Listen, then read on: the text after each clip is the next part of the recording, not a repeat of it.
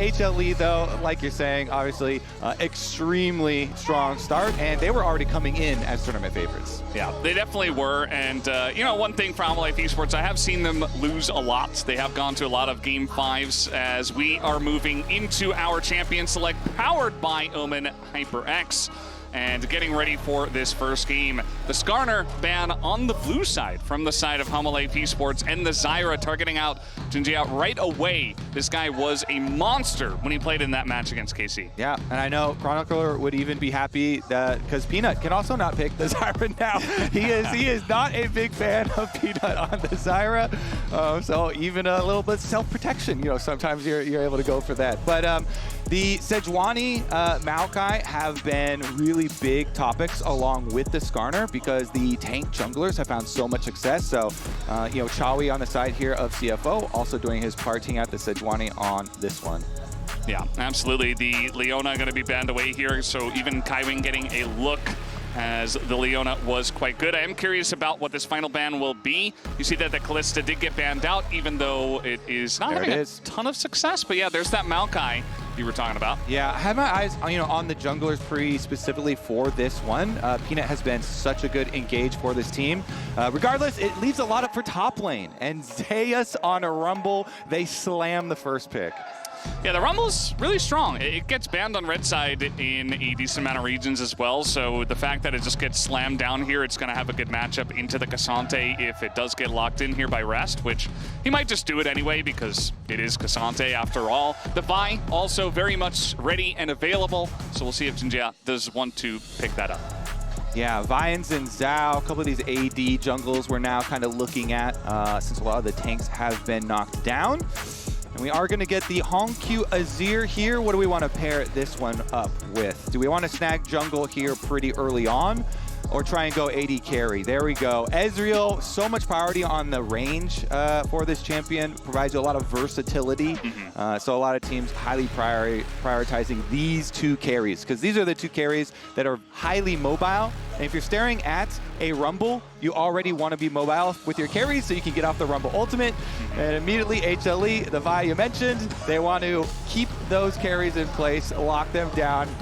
And my goodness, we get the Zeka Yone, so it's definitely going to be scary for all parties involved. Absolutely. I mean, when you look at this draft, this is a Hanwha Esports god tier draft. But the thing is, I don't think it does very well into what CFO have already, right? It's very hardcore dive, full committal into two mobile carries, like you were saying, and they can just draft more passivity, more disconnection on the side of CFO, more disengage. They're going to go for the Wukong for some ability to create some more space for their carries. Okay, JunJia is a JunJia favorite here, one of those carry jungle champs. So we'll see if he can get done on the Wukong. Wukong, obviously, you know, trying to get to the level 6 at a little bit slower. Personally, I'm very scared since Yone's already like a good kill champion into Azir, and then it's Zeka's Yone into your Azir. So, you know, good luck, 17-year-old hongQ in that matchup. Definitely looks to be scary. We'll see about whittling down that AD carry pool, though, since, of course, HLE, since they wanted to jump on the Yone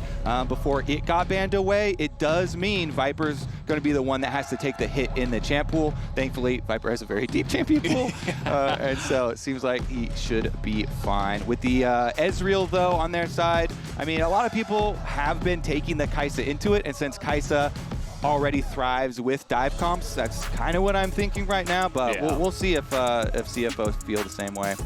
I think it's definitely a good shout. I do like the fact that without lane swaps, we've been seeing a lot more 2v2 kind of, you know, early ganks in the bottom lane, trying to get your bottom lanes ahead and really focusing on 2v2 matchups specifically. And the Kai'Sa doesn't necessarily do amazingly in that, but they're still going to take it away because it's so good with the comp, and that's definitely a good shout there, Kobe, as Ornn also banned away here from Rest. Nice, you know, they could recognize that CFO are just trying to build a really standard team comp, and so they want to take out some of those extra tools there. So not going to have that very easy to execute engage. What we're going to go with here instead. I mean, Ezreal is such a flexible AD carry because you can pair it with like Karma and go double, you know, poke on bottom lane, or you can go for the engage supports. And usually Kaiwing likes engage, but that Karma that I mentioned is going to be the go-to. So have some strong poke early on. Yeah, I mean, we've definitely been seeing Kaiwing playing a lot of melee engage. That has been the meta for quite a while, but this duo, this 2v2 with the Ezreal Karma, is so very strong, especially with a bunch of bans, especially towards that Varus that could have done a decent job into this. So very curious to see what Viper and Delight will respond with here, as they got to do something that can survive in the 2v2, but also does well with the comp, as the Ashe is going to be picked up. Definitely a nice choice. Yeah, Ashe still really strong, and I love the Hawk shot as well to really enable Peanut here in the early game. Let's see, Delight definitely going to look for some more engage here, since they are, you know, pretty heavy with it. Ashe Arrow going to be able to set up so much for this team. I feel like HLE are just going to slam it forward. Yeah, they actually get Delight's Rakan. Yeah. That was still up. I mean, so much was available for Delight here. Yeah, Delight's Rakan and Zeka's Yone here. I am very scared for CFO. Yeah, this is, again, HLE Esports kind of just getting whatever they wanted. You know, he could have played Alistar, but the Rakan just a little bit stronger in the lane. I think, you know, they're just totally playing for team fights, though, and that is what this team does. What is this final pick, as it's Alistar to be picked here for the bottom lane, as the Karma will be flexed? Yeah.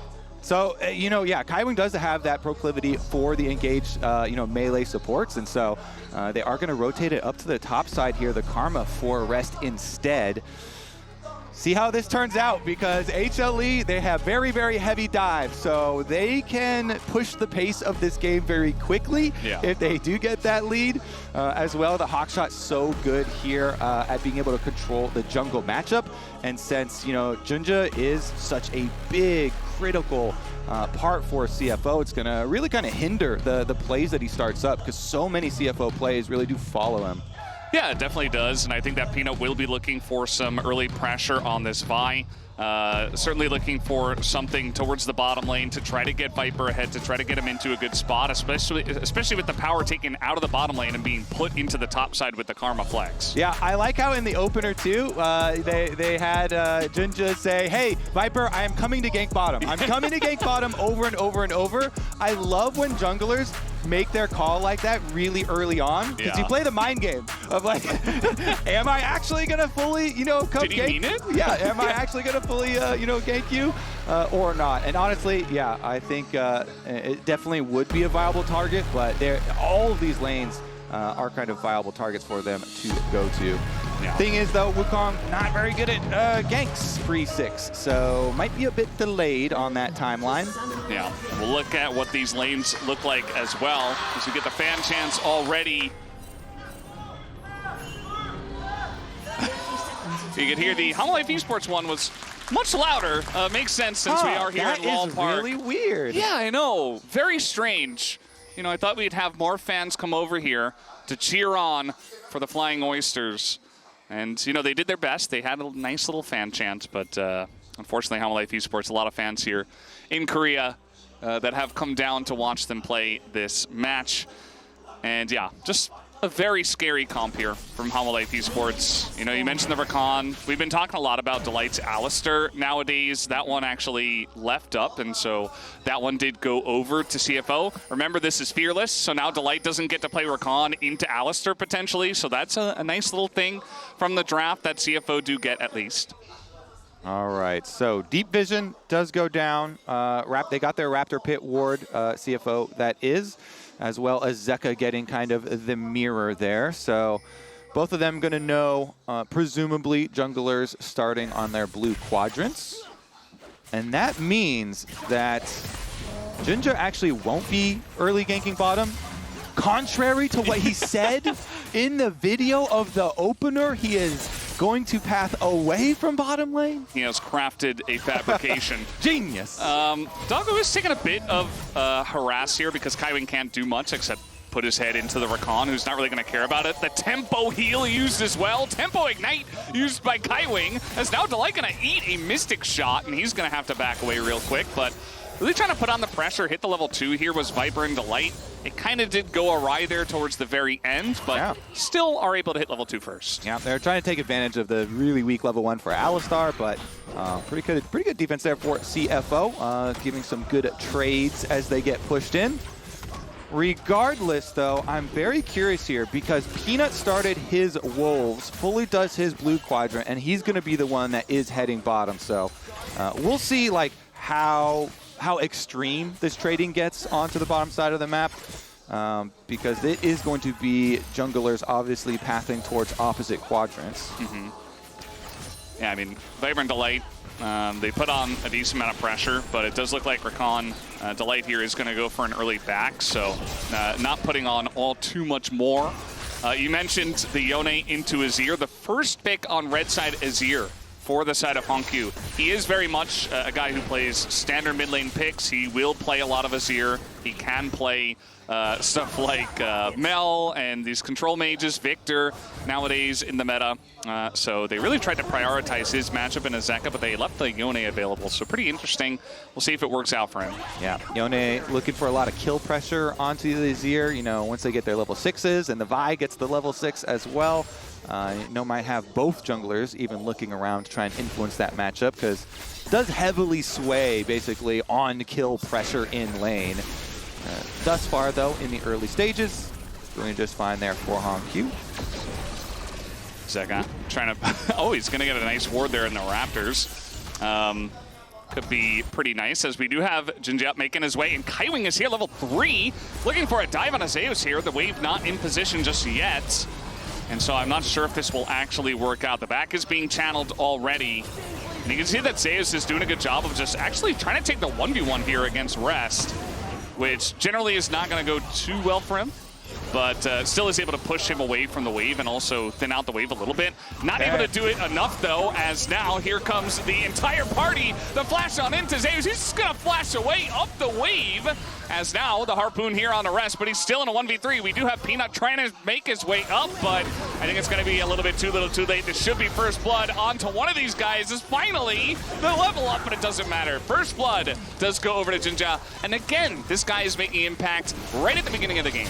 Oh, here we go, though. hongQ! Oh, no, he's the one getting bullied. He's only 17, getting dove under the turret 4 minutes into the game. Yeah, Delight says, well, that roam timer for support, I'm not going to get outdone. I'm going to make use of mine as well, and goes to the Zeka matchup here. That is rough because hongQ also flashed. So in that scenario, no, he was like staring death right in front of him, but also burning the flash means there will for sure be repeat plays towards mid lane from HLE. But to start it out, it was CFO who strike first. And the first roam timer there from Kaiwing, so often going with JunJia. You know, they're so coordinated there with their jungle support, always trying to meet up, and they sent Kaiwing for the Alistar timing. It's just that Zeka, once again, I mean, he had constantly had pressure in the early stages of this lane phase, and so constantly pushing in and chunking out hongQ, and Delight here with his Rakan was able to make good on it, and they have since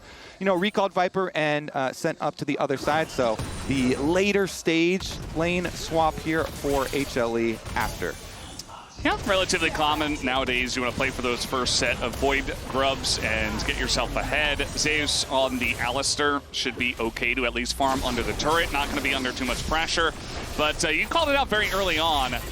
This mid lane might be one of the big ones where we have a lot of stories going on, a lot of 1v1ing, and a lot of pressure onto hongQ when Delight does come up, as the grubs have been started. But now JunJia looking for a play on the bottom side potentially, as the equalizer will be used to thin out the wave, and that should stop the dive from happening right now, but he could look at it in just a bit. Yeah, it's pretty interesting because HLE had the ward on Dragon, and since they are on Grubs and they had vision of Dragon, they're like, okay, Zeus, there's probably extra pressure coming your way because they're not like trading immediately. So Zeus, really nice job there. Ults the wave, he clears it out, he gets out of there this time, so he doesn't allow himself to be that target. And because of the timing window, fully Grubs are already done, and since CFO were kind of looking for that, they didn't go for the Dragon and try and immediately burn it down. And when the extra experience of Grubs is just so big for junglers, so Peanut already to the level 6 here on Vi, and so it is just full power, and they're going to get both of the first neutral objectives for HLE, which, if we go back to Champ Select, and we're talking about the power of this HLE comp to push the timings of this game with their dive potential, them getting both of the first early neutral objectives is really scary for CFO, because they are really going to be facing an onslaught as we transition into the mid game. Viper's already got his arrow as well, so just so many ways for HLE to force their plays now. And now Doggo kind of be left alone here, has to take a big chunk of damage. And yeah, certainly, I mean, when you look at the draft, the Karma flex up to the top side, they did get a kill onto Zeus, but that was really just because Alistar roamed up there and exists in the game. This, wow, the arrow going to be put into Kaiwing here. Just a bit of a harass arrow as Kaiwing will be pushed away, as Viper really wants to lock down this lane. But yeah, that flex Karma not really doing it for me just yet, as it even looks like, yeah, it feels like Zeus is just dominating him in lane, even though he lost a, he gave up a kill already. Yeah, the CFO team, we'll see what they can do later, of course. You know, with JunJia actually getting the kill credit, it's like, well, that's kind of where they do want their money at least, and they want him to be the big carry Wukong, so we'll keep our eyes on that one for them. But as you said as well, the bottom lane, you know, Viper opts to just use his first arrow for lane dominance and a health trade. But Peanut's up top side, and there's your ult. Yeah, there we go. That's the Rumble and the Vine. You see JunJia here. He's like, what do? I can't go in. I can't really get out. Here is now. He doesn't quite have the clone. Has to go for the Cyclone. As now we see hongQ is making his way up, maybe trying to look for a 2v2, but JunJia is already so low. hongQ gonna push them over the wall. Peanut is quite low himself. But the last hit, he is gonna take down the jungler of CFO, and now hongQ all alone, and even Zeka's gonna get the first roam on up as he does come in and clean up the kill. So CFO trying to help out their brothers, but instead they just gave over more kills. Oh, Valdez, you called it right before too. You're not a big fan of the Karma up on top side. They immediately kill it. Peanut uses ult. Okay, well, this train is not going to stop either, because Zeka still gets 2 turret plates off of mid lane. Even though the Yone wasn't there at the very beginning, the Yone is the richest one, the biggest gold difference on the team. And it's Zeka Yone, that getting so close to Blade of the Ruined King, like you just completely turned into a different champion.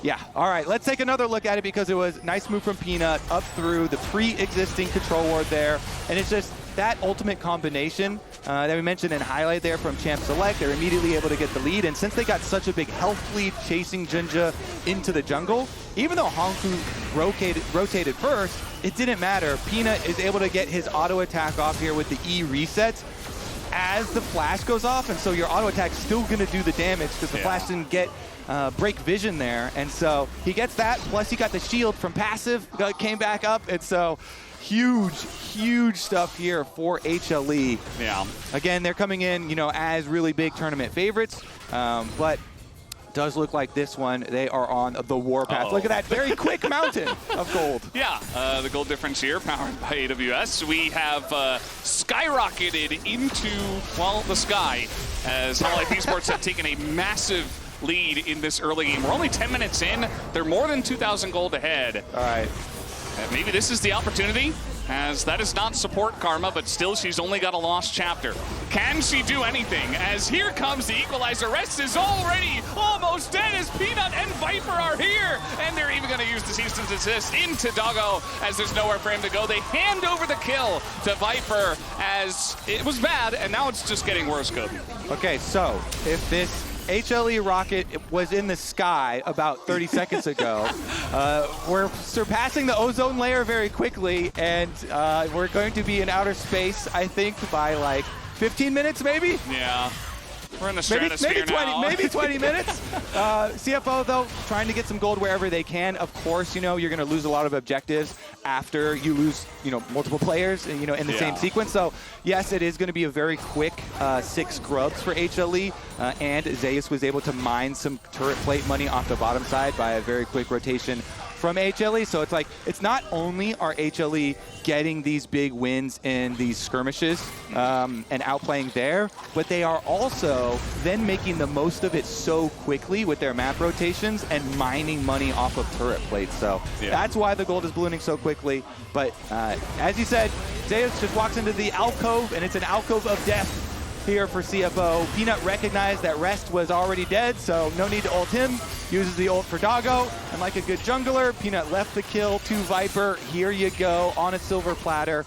Immediately, as we said as well, Zeus then went to the bottom side and made the most of it, getting money there. So, I mean, this is So there's a lot of gold very quickly. Yeah, will CFO get their first objective? That is the question on my mind at this point in time. The Feats have already gone over to Hanwha Esports as they have gotten the first 3 objectives, both sets of grubs and the first dragon, alongside of all the kills, of course. But they really want just the one dragon, but Delight's presence alone is enough to push them away, at least for now. We'll see if CFO actually do make a play for this dragon and stake their claim over this one. Hanwha Esports might just give it over and say, hey, we want the turret instead, but Peanut is keeping watch. Yeah, I wouldn't give anything. Oh, gonna hit the clone. Nice clone here, but at the same time, you're not gonna have that engaged now as they go in onto the Wukong and JunJia. There's just nowhere for him to go. They just go all in onto him, and the follow-up is there. Kaiwing can't get away from Viper, but Viper will let him go. CFO, hongQ, he's trapped. He wants to make something of this. He goes in for the sweep as now maybe something, maybe one kill can go over to CFO, but the answer is absolutely not in this fight at least, as Rest also will be baited into it and goes down. The 0-3 Karma and the 0-3 Azir. We're not feeling too good about that right now. Avert your eyes, it's a bloodbath. It is not going to get easier to watch from here. Oh, it boy. is brutal. HLE will take from them everything. They will not give a single thing over to CFO. Thankfully, CFO did get their first blood at the very beginning of the game onto Zeus. So they have something on the scoreboard, but the map will quickly fall into HLE hands here as Peanut counter jungles while the rest of the players take away some towers and some extra territory. So He's just watching them. He's like, how dare you? yeah. Lining it up, and then you get, once again, the Vi and Rumble combination, the ultimates both used on JunJia. They're trying to take him down so he can't stick around for a smite bite or anything like that. It was very clear, the call from HLE to go for the fights, not let any health bar of the dragon get low for any smite bites or anything like that. And nobody is going to be able to make any counter plays here as well. So very rich HLE and full objectives for them as well. Let's see what else they can get. That really is the question at this point in time, as we do see the damage that has been done in the last fight. Like, hongQ did do a little bit, but unfortunately, the main thing that he did was just kind of bait Rest into doing more. And getting in there and dying once again. You can see the plate gold difference going heavily in Hanwha Esports' favor, as they have been given the majority of the plates in this one. As now, CFO trying to fight over this area of the map as well, maybe looking for the Rift Herald, but you see Hanwha Esports going in for the fight once again. They want JunJia. They're not quite going to get him, as he does get out here, but the follow-up in onto hongQ, and that's a Yone. Zeka's like, thank you very much, I'll get into that fight if you'd like me to. As the sweep came in, he just goes back to his Unbound Soul, and CFO just have to run away injured. As They spy a bird. They do spy a bird here, as hongQ should be going down as well. And you can see this lane economy snapshot powered by MasterCard. It's just growing larger and larger for the side of Hanwha Esports. As Zeka is just killing a turret in top. They don't even need him for the fight in the jungle. CFO, they did kill Peanut though. They did. They did kill Peanut. That was a shutdown. They doubled their kills. That's what you have to do when the games are like this and they're just running out of control. You just got to focus on one at a time, try and get one shutdown at a time. They're able to get a one right there at least. It will be a long, long journey back to an even plateau for the gold differences, but you have to start every journey with one step, Valdez. And the first step is going to be try and run away. So we go to the replay here as we see them attempt that. Nice little flank here through the river. It was nice focus as well once again. They initially were trying to chunk JunJia out of the team fight, the Wukong. Zeka then was able to follow through, and when they saw hongQ flash over, Zeus says, I'm not done. That Azir flashed over, but he spies him from the bush. He's a bird watcher. Yeah. Zeus got out his binoculars. They found him. Thankfully, though, for CFO, they at least got some money, and the shutdown did go over to Karma.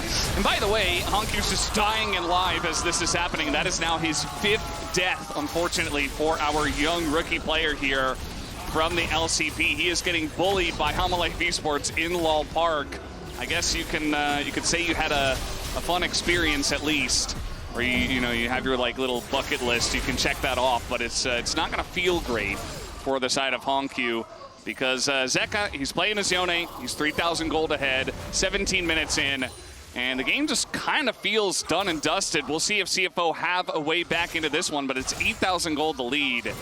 And we'll see how hongQ died this time. Zeka this time was bird watching from the brush. He goes in, and we saw an Ashe arrow kind of make a little preview across the screen there too. But Zeka says, don't need it, all on my own. Able to finish that one off again, and Yone does not get less scary inside lanes as the game goes on, and he's extremely rich, so everybody will be fearing for their lives on CFO when they venture out from under their towers. HLE, again, as we said, just have so much engaged that they're kind of built to push these games so quickly and farm kills, but Kaiwing wants to go back to the snap. You see Zeka actually tried to Q3 over the wall there. Kaiwing is going to headbutt him back into the Cyclone, but that's just a dead Wukong instead. Zeka going 1v4. Surely he goes down here to these three as he gets a three-man knockup once again and finally a sweep and rest. They finally take down the Yone as Delight is side lane pushing with his buddies as they look for more and more objectives. It's okay, though. That's shutdown number 2, Valdez. They got another one. Zeka is good for 1 in the 4v1, as he kills JunJia, who went back over with very low HP. And you already kind of mentioned that their base took a little hit, a slight hit. It's just one inhibitor out of the 3, so, it's not even more than half. It's a little drafty down there being open, but Peanut caught on the blue buff. Yes, caught. Really caught? Totally caught unawares here as his brothers Viper and Delight help him out. We got the TP coming in. Doggo is just pretty much dead beat in this one. Dies to the buy as meanwhile Viper's kiting it out against 2. It just gets worse from here as even Zeka is adding insult to injury. They didn't need Zeus this time as he was just TPing to the top side. They look for the Karma as well.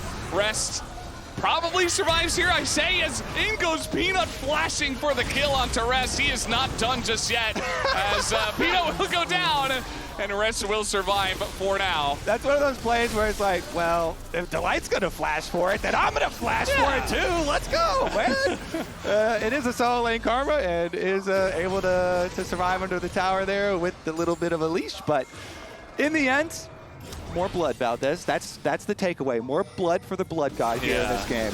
At least we have action in this one with Hanwha Esports really upping the pace. You can see they try to take out Zeka, and they do eventually get him. Yeah. But not without some blood. There were honey fruit in the river, but he decided to go over and try and jump on that fight. They really wanted this kill, and they do get it. And again, that's the second shutdown. The second shutdown that also went to the Karma. Yeah. And then, as you know, Karma's going to end up getting another kill in either the next replay or as this replay goes super long on Peanut as well. Yeah. So, Valdez, you didn't like the Karma up the top lane, but looks to me like the Karma's getting a lot of kills. Yeah, getting real fed in this one. Answer me that, huh? We were not going to play the replay where the Karma gets the kill. We were just going to avoid that one. She's getting a little bit too strong. The Otacon did go over to Hanwha at life here, as is expected. As meanwhile, just Viper, he's got a low cooldown on that. He's like, I might as well put it on cooldown. I'll have it back up in 30 seconds anyway. As, CFO were able to push top a little bit. They got something on the map, so there is that. As I'm sure they're going to be thinking they're lucky stars that the Baron has not yet spawned. Because I think Hanwha Life would just take it if it were there. Yeah. Nice little pushback there. We got the Otacon, the flowers as well. Yeah. So a lot of experience leads, as you can see, by our XP plus level powered by AWS on the side there. They're also going to have a lot of extra damage from those flowers. So let's see what they can do with that damage. First step, take over the jungle behind Baron as we prep the rift. I love how CFO are not backing down from anything. Kaiwing's like, you want to go? Let's fight, buddy. As meanwhile, 3 people are going to get ulted by Zeka, and it just doesn't matter as he's just flexing on them right now. A little bit of aura farming, I guess, but at the end of the day, he just backs away. Nobody was able to follow up. The equalizer was not used by Zeus, and it just looked cool. As meanwhile, they're just pushing mid. Zeka maybe looking for a bit more, but he doesn't have his ult anymore. That we know. We do know that. They got that out of him. No Zeka ultimate for now. How do we punish that?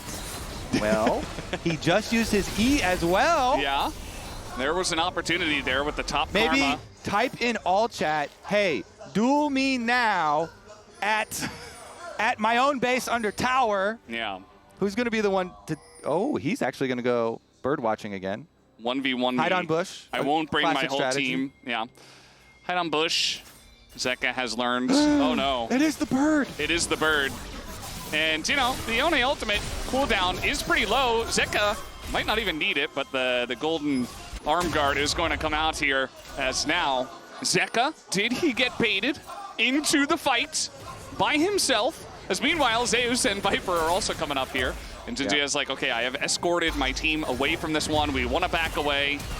But here comes Delight, and now the equalizer is pretty nice on top of Rest, and hongQ. hongQ is so low in this one, and Doggo, he eased over the wall as the fight is very much broken up. JunJia is going to be going down as well. 3 people left, and the ult is back up here for Zeka, and he's going to catch Rest as well. hongQ just trying to get away from this one, just trying to survive, but Zeus says, no, I want more blood. I haven't had enough kills here as he picks up his 5th. I think Hanwha Esports will just take the Nexus now, Gobi. Okay, so no Baron in this game. No Baron at all. HLE looking to take a dominant game number 1. Yeah, this one was a game of League of Legends that we did have. 12,000 gold the lead as Hanwha Esports dominates CFO here in game number 1. It was an absolute crushing defeat. We'll see if they can come back in game number 2.